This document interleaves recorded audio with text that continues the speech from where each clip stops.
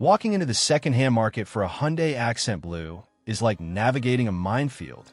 You need to know exactly where to step or you're going to get blown up by repair bills. The first and most critical thing I need to tell you is to beware of the ex-taxi syndrome.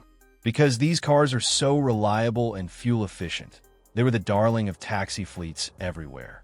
You might see a car with 150,000 kilometers on the odometer, but in reality, it might have covered 500,000 kilometers and had the numbers rolled back. You need to look for telltale signs.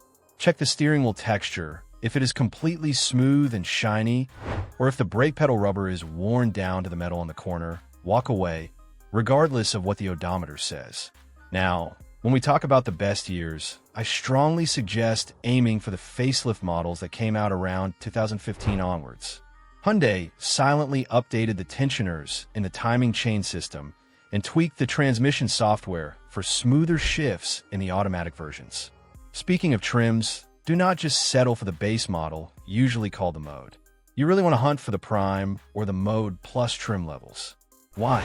Because the Prime often came with the 16-inch alloy wheels, which completely changed the look of the car. And more importantly, they included the digital air conditioning unit and the better instrument cluster with the supervision display. It makes the daily driving experience feel much less cheap. If you're looking at the automatic diesel specifically, the 7-speed DCT transmission is the one to watch. You need to test drive it cold.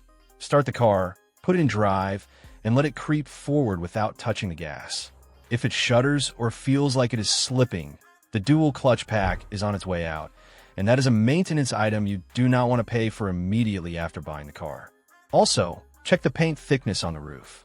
Taxis are often wrapped or painted yellow, and when they are sold to civilians, they are painted back.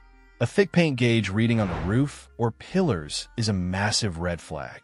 For the petrol engines, the 1.4 is practically indestructible but feels a bit lethargic compared to the 1.6.